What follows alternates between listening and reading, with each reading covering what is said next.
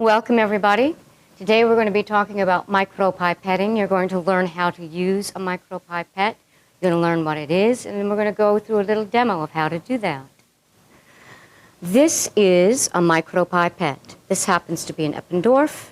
And of course, there are different volumes of micropipettes. Here we have a 10 microliter micropipette, a 100 microliter micropipette.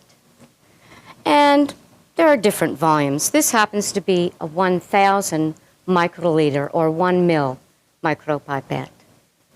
Of course, we want to be able to change the volumes. These are variable volume micropipettes, and you can see from this dial, I'm dialing the volume down, and this way up. So I'm going to set this at 1,000 microliters. There. And we're all set to go in a couple of minutes, because first you can see here on the bench that I have a test tube filled with a red liquid. It's an aqueous solution, water and some red pigments. And you can see along the very front of this tube that the water makes a crescent shape. This is called the meniscus. And this is because of a few properties of water, one of which is adhesion. So water adheres to the container that it's contained in.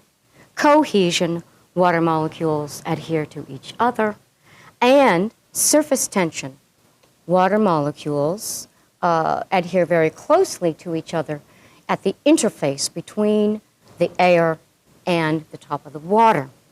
So how do we use one of these micropipettes? Well, the first thing that I'm going to do, of course, is set the micropipette tip onto the micropipette.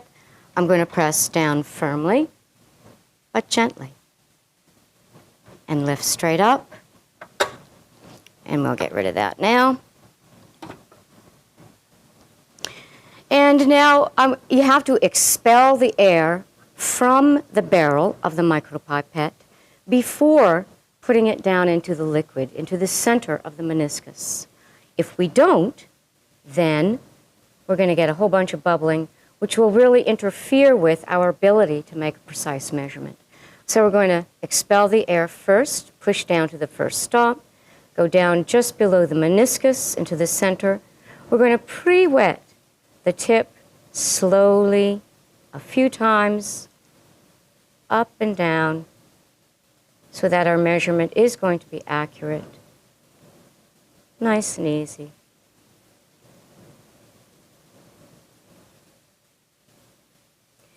And then we're going to pick up our 1.5 mil tube, and at eye level, we're going to slowly expel to the first stop and then to the second stop. Then we release the barrel after we've taken the micropipette tip out of the solution. So that's basically how you perform micropipetting. It's not difficult, but it does require technique, and it does take practice.